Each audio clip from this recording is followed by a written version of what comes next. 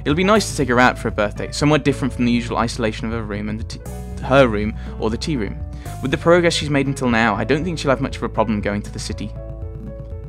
Right then, for the remainder of this class, I'd like you to work in groups of 3 or 4 on the problems in Chapter 12. I'll be here if you need me. Mutao sits down behind his desk, pulls some loose sheets out of a folder, and starts on some kind of paperwork of his own. I thought teachers were supposed to do that kind of thing after class, not during it. Regardless, I look to my right to pick out someone to form a group with. Given the 2 smiling faces hovering near mine, I don't think I'm going to get much say in the matter. I suppose we have a group then. Hichan, you want to work together? Okay, that's great. It really has been a while. The class brings the process of noisily shuffling the desk around, with Shizune doing the same as she puts hers in front of mine.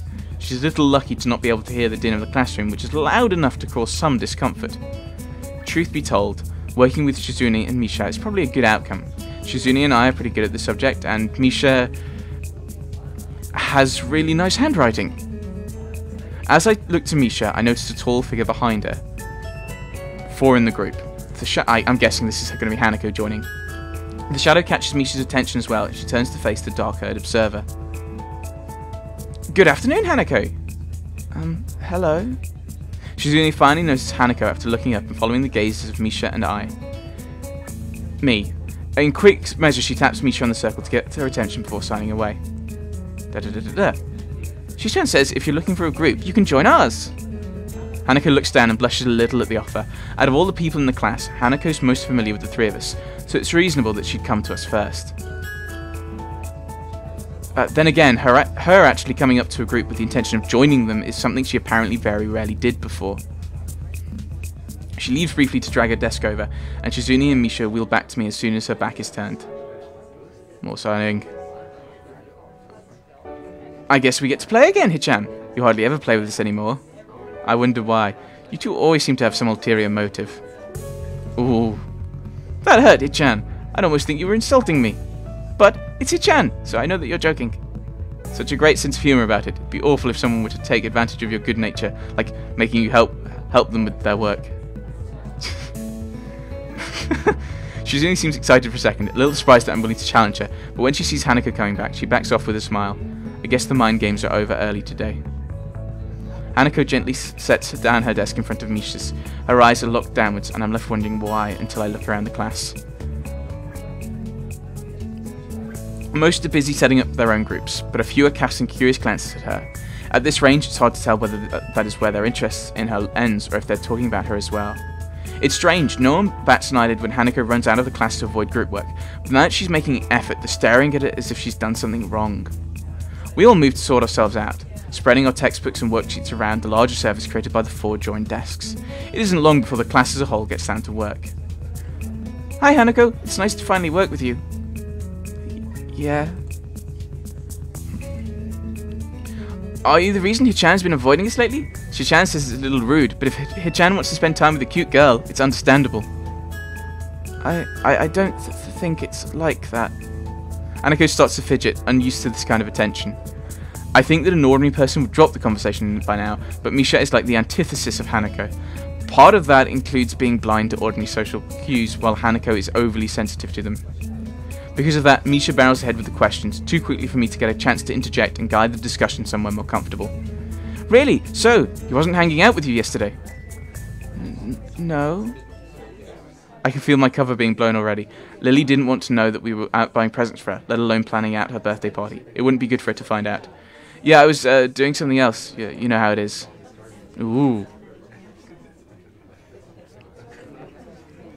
Really? I wonder what was so important for Hichan to blow us off like that. If it wasn't to spend time with Hanako, then what could it be? It's really interesting. Now this is starting to feel like an interrogation. I'm surprised at how Misha is able to exert such a feeling of pressure without actually intending to. But were you with Lily? Out of nowhere, Hanako managed to stumble on the answer. She may be dreadfully quiet and shy, but she's very intuitive. What makes you say that? Yesterday Lily said something similar. Ooh. Suspicious. Hichan, I demand that you explain yourself. Hey, shouldn't we be doing the assignment? But it's so mysterious. Even Hanako wants to know. I turn to look at Hanako. It's true. From the expression on her face, it's obvious that she wants to know as well, and I think we're past the point where I could weasel out of having to provide an explanation. I apologized to Lily in my mind. She really did want to keep it a secret, but now it doesn't seem possible anymore.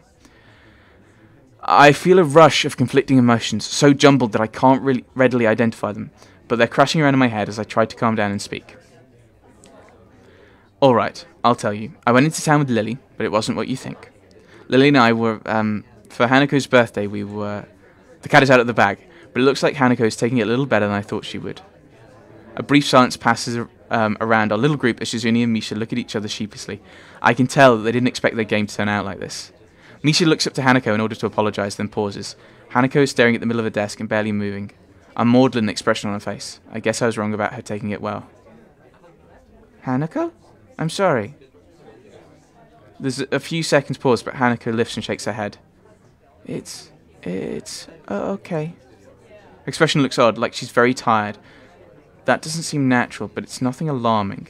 Nobody really wants to continue with the current conversation, so we open our textbooks and begin our group work. This is pretty dull.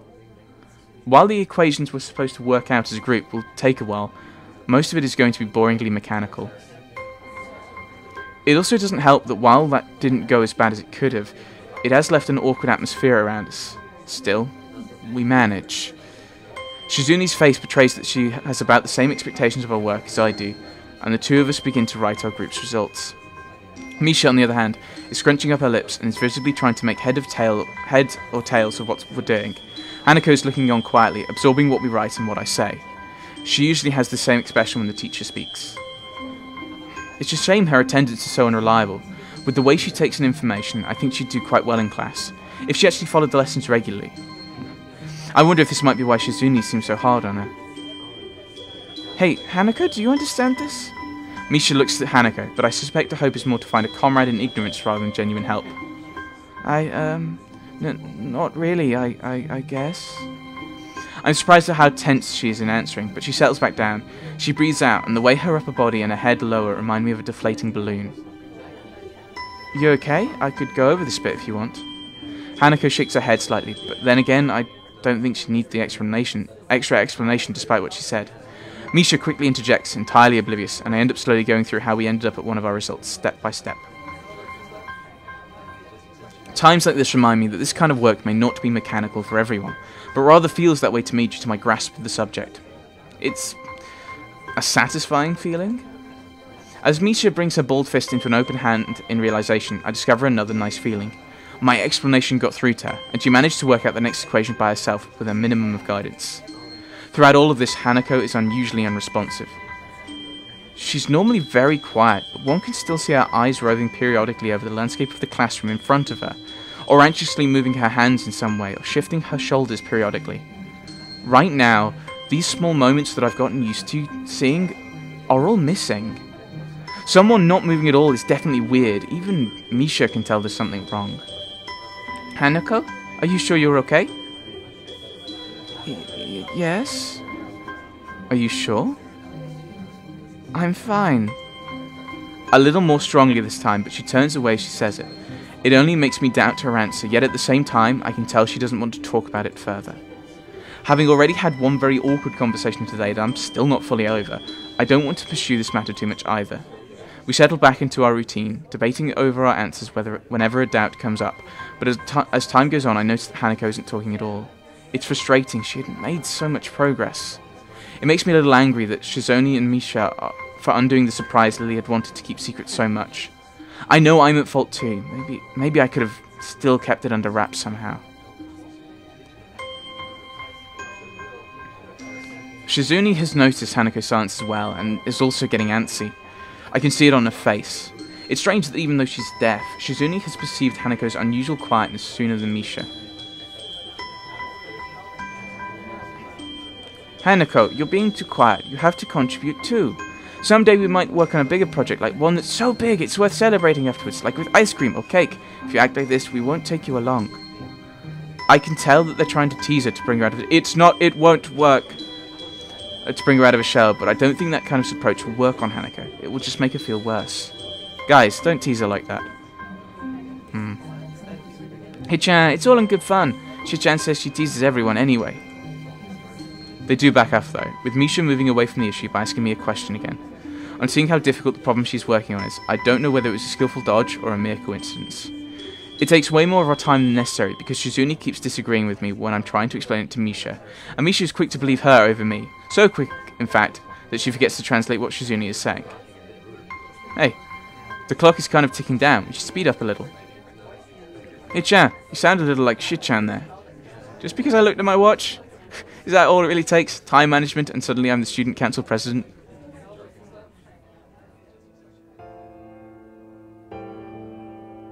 I look at Hanako's desk to see how she's doing and freeze. Our papers are covered in equations, but Hanako's only halfway there. It seems like she hasn't written anything in the past 20 minutes. When I realise that, I want to kick myself for how dumb I've been. I should have known that someone as fragile wasn't just going to brush off what happened so easily, but I've been too eager to move on from an awkward situation to notice. She has been slowly shutting down for the last half an hour, and I had no clue. A pen is still in her hand, but she doesn't slowly spin it around like she usually does. There isn't a single idle movement from Hanako. Only the fact that she tries to inch away once she feels Shizune, Misha and me looking at her tells me that she's even still conscious. We look away, and at least in my case, it's partly out of shame that it's gotten to this point. Though on the outside she's shut down almost completely, I know that it's a different story on the inside. What kind of things could she be thinking about as she somehow tries harder and harder to shrink into herself, as if by willing it she could somehow disappear? Everyone is looking at her now, stealing quick glances in between putting the finishing touches on the work. Misha attempts to ask her what's wrong, but that only makes the problem worse. If she weren't frozen to her seat, she would probably run out of the room right now. Misha's questions are loud enough to be heard throughout the entire classroom, and for a second I'm ready to snap at her, because I can only imagine how much worse it's making Hanako feel. Of course, if I were to do that, it would only make the situation worse. I'd believe that Hanako had gotten stronger, and she has, but it wasn't enough, and I was too eager to believe it. Now she's terrified, alone in the middle of the classroom, and there's nothing I can do without drawing more attention to her. It's infuriating. Misha's worried, and even Shizune is biting her lip. None of us know how to deal with the situation, so I decide to call Mutao. His judgment would probably be better than ours. I look up and manage to catch his eye, silently motioning for him to come over. I want to make as little as fuss about this as possible, since if there's anything that would make this worse, it's more attention being focused on her. I know that Hanako can see everyone staring at her group, specifically at her, because they know that if there's a problem, it has to be her. Everyone knows her, and it's the first thing anyone's mind would leap to. Her reputation for being a truant has marked her as an unusual person, even in unusual Yamako. Who knows how many times they've stared at her before. Maybe it's because she's seen the class staring at her so much that she fears their gazes like she does, cowering from them. The time it takes Mutao to walk over must be like an eternity to Hanako, and she looks as if she's about to fall over. Mutao quietly begins to ask what's wrong, before catching himself as he sees Hanako. Did we upset her? Don't worry. Mutao bends down after calming Misha and looks intently at Hanako's face. Hi, Ikizawa. Can I help you at all? His voice is hushed and gentle. Everyone's acting so differently around Hanako now that the whole class has noticed something's wrong with her. Hanako doesn't respond, so Mutao gently rests a hand on her shoulder. She starts shaking at his touch, but won't even look up. Hanako continues to stare into the equations on her desk, vision so unfocused that I doubt she even sees them. She's worse than before. I remember that not even an hour ago she was able to talk to him almost normally. Mutao grimaces a bit as he stands again, and now that his expressions change, I can see he wasn't exactly unaffected by what happened either. He takes a breath to settle himself before speaking in a very quiet voice. I'm a little impressed at how quickly he takes control of the situation. Is that it? Nothing's wrong then? Mutao seems to say that to no one in particular. However, his words sound convincing enough that most of the people who are looking over at Hanako now turn away, getting back to their work. He gives a quick glance to his left and right. Several people at the desks around us are still staring curiously, but other than that, we seem to have escaped attracting too much attention. Mutao notices me doing the same as him, and smiles a little in his usual stilted way. I think, for Ikizawa's case, that it would be good to quickly take her somewhere away from others. Nakai, Hakemichi, could you please take Ikizawa out of the classroom? I'll keep everyone settled, so please don't worry about anything but her, okay? He looks at Misha to tell her to interpret these words from Shizune, but she's already finishing a translation by the time he does so. It's remarkable how little thought she needs to sign, but as she still looks quite dazed otherwise. Nodding, Shizune and I stand and move to either side of Hanako. Matao steps back to allow some room and talks to the table behind us as some people there have begun to mutter between themselves about what's going on. We look at each other before lowering ourselves in unison, taking one arm around each of our shoulders and lifting. The two of us begin to walk at a slow pace to make sure we don't inadvertently hurt her. As much as we try to make this look normal, I'm quite sure there'd be many more gazes on us, if not for Mutao's distraction. Eventually, thankfully, we reach the door and go through. Nobody's outside, so we walk down the hallway. It doesn't seem like it's making her more at ease than she was in the classroom. Finally ask if she wants to just sit down. For a while, we simply stay in place and wait for her to say something. Shizune tentatively rubs Hameko's shoulder a little, but there's no response. Eventually, she shakes her head a little when Shizune tries again. Both of us are looking at her, so we pick up on it immediately. Shizune's hand again comes to rest on Haneko's shoulder as she wakens, her face lifting to two very worried and anxious people looking at her. She looks at us silently for a while. I'm initially worried she might freak out or do something extreme, but those fears prove unwarranted, as her expression slowly changes from an almost lifeless blank to a more normal, withdrawn shyness. She wordlessly lowers her head, her eyes evasively moving to the side. She looks embarrassed, almost ashamed. I want to say something, anything to help. I can't though.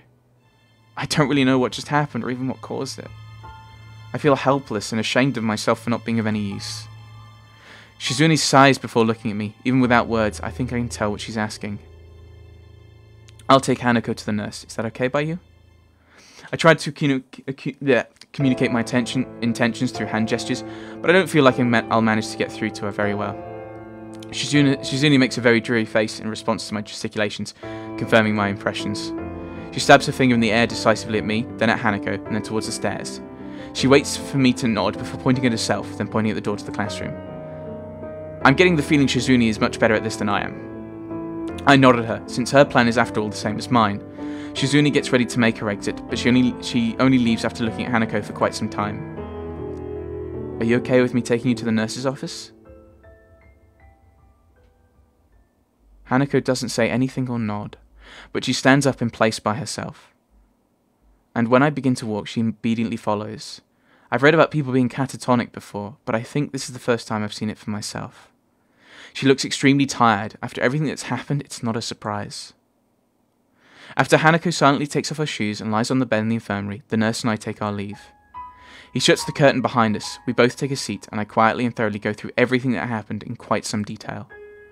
I want to understand what happened, and the nurse has as good a chance as anyone of knowing. He nods throughout my explanation, his face looking troubled as I finish. It must have been very troubling for you to have seen all this. I'd be lying if I said it wasn't. I get that she fainted, but I don't really understand anything about why it happened or why she's acting like this. He nods, but his face is clouded. You don't know either? Well, yes and no. It's complicated. I assume you've heard about the concept of patient confidentiality at some point. This is a bit of a minefield in that respect. I'm going to put this pretty bluntly. This is a matter for Ikezawa, me, and her therapist. I'm moved to protest, but think better of it. I want to deny what he says, but if I think this through rationally, what he says makes perfect sense. I understand. Good. I wish I could help you more, but I think what Ikezawa needs right now isn't somebody prying into her past or her emotions. She needs someone to be there for her. She needs a friend. For what it's worth, I think you've done well in bringing her here. Sounds like you and your friends dealt with the situation well too. I'd give you a lollipop or a sticker as a reward, but you might be a little too old for either.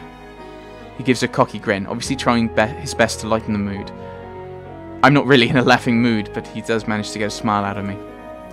Thanks. Do you mind if I stay here with Hanako? I appreciate the thought, but I think it'd be better to let her rest for now. She'll be led back to a dormitory room this evening, so you could visit her then.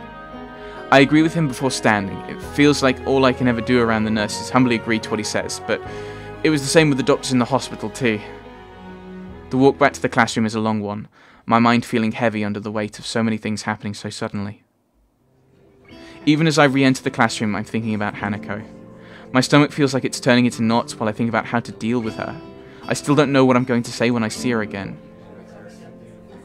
Thankfully, the class doesn't pay me much heed. There are a couple of questioning glances, but overall, not many people seem to be very aware of what happened.